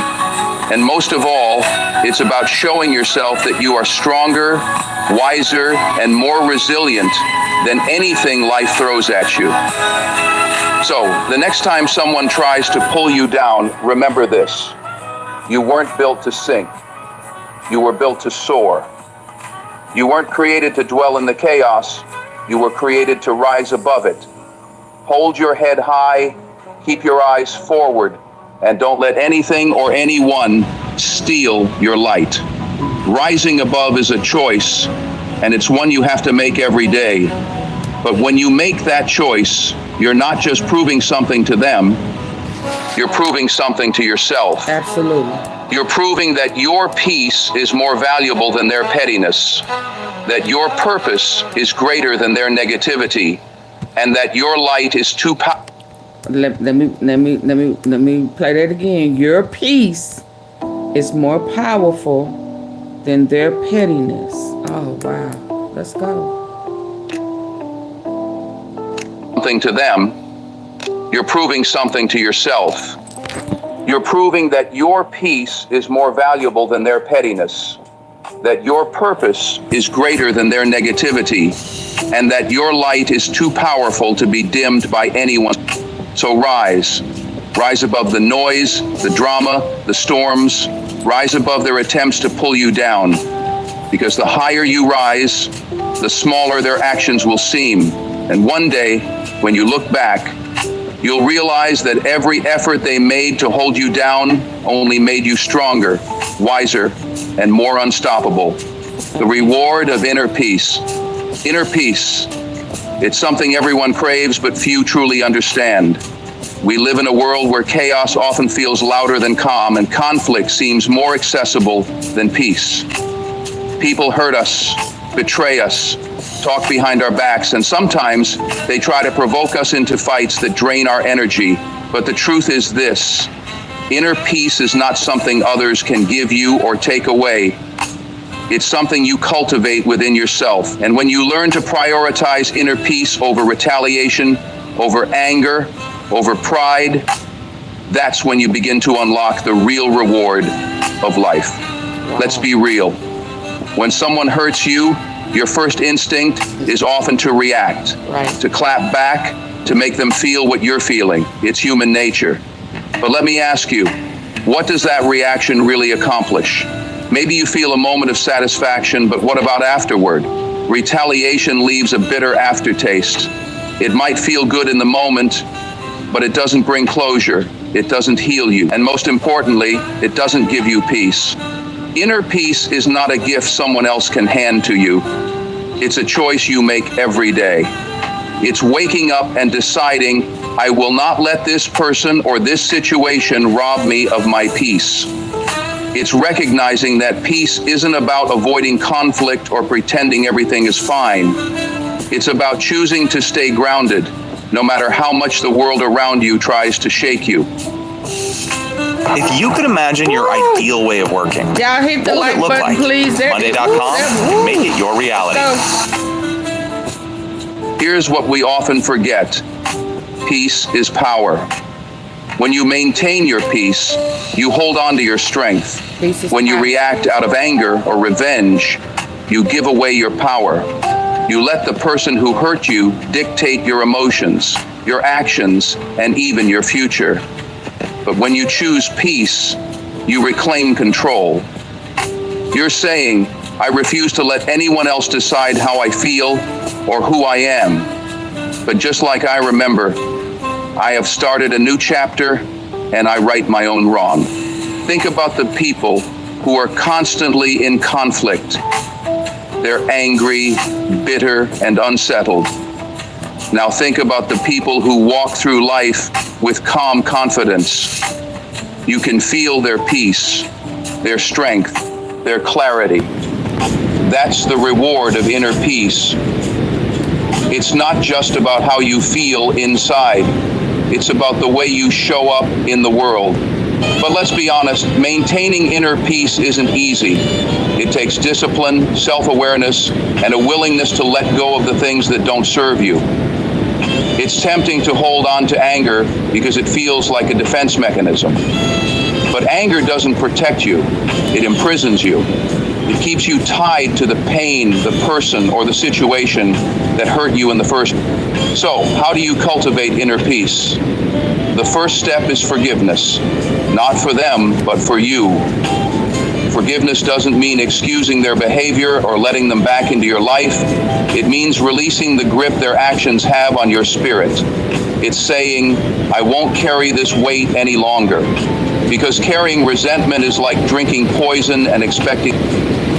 Okay, let me say this. Forgiveness to me, the forgiveness in this type of situation where you really want to retaliate is validating that this right here, right now is between me and God. And ain't no one on earth is worth me having a disconnect with God. I think that is one of the most easiest ways to grab that and now make it personal, not with you and the person, but between you and God. And then that way you can put it in his hands and trust that he is going to do what he said he's going to do. He said, vengeance is mine. And I have to trust and believe that he's going to do it the best way. It may not be my way, but I'm going to trust and believe that he's going to do it his way, the best way. And then that will continue to enhance my relationship with God. That's how I overcame retaliation and getting folk back. Let's keep going. We almost through, y'all. Please hit the like button. The other person to suffer. Forgiveness is how you set yourself free. The second step is in the first. So, how do you cultivate inner peace? The first step is forgiveness. Not for them, but for you. Forgiveness doesn't mean excusing their behavior or letting them back into your life. It means releasing the grip their actions have on your spirit. It's saying, I won't carry this weight any longer. Because carrying resentment is like drinking poison and expecting the other person to suffer. Forgiveness is how you set yourself free. The second step is mindfulness. Pay attention to your thoughts, your reactions, and your triggers. When you feel anger rising, pause, take a breath. Ask yourself, is this worth my peace? 9 times out of 10, the answer will be no. When you practice mindfulness, you train yourself to respond with intention instead of reacting out of emotion. And that, my friend, is where true strength lies. The third step is focusing on what you can control. You can't control how people treat you, but you can control how you respond. You can't control the past, but you can control how you move forward. When you shift your focus from what's outside of your control to what's within it, you take back your power.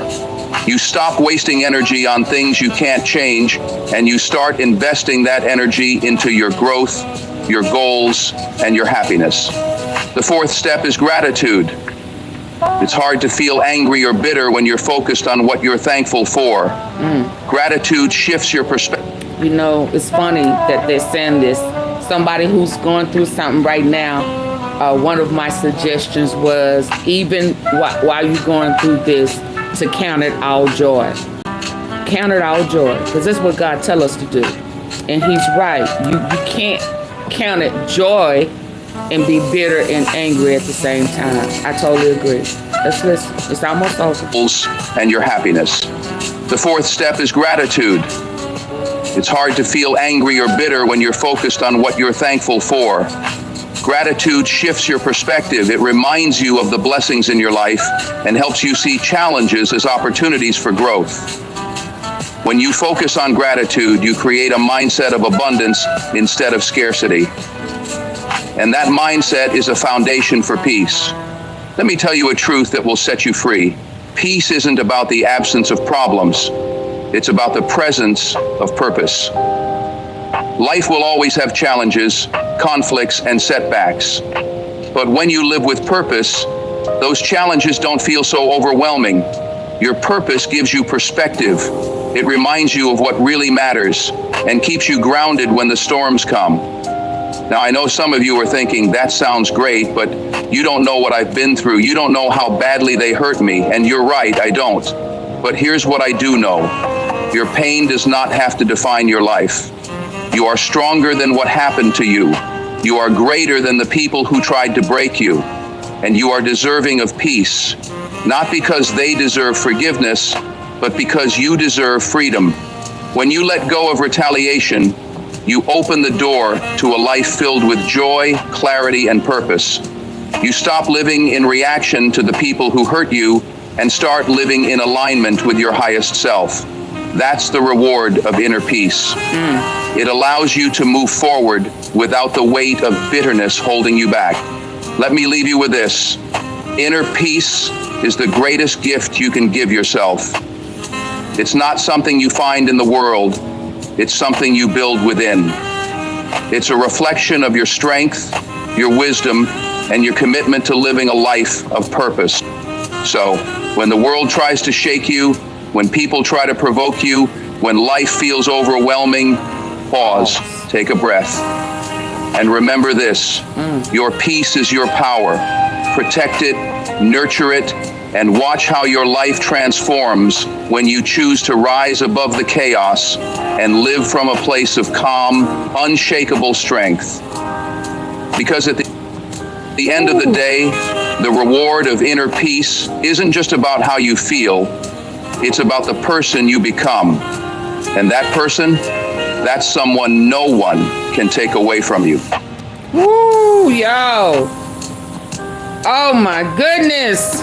What a message. What a word, huh?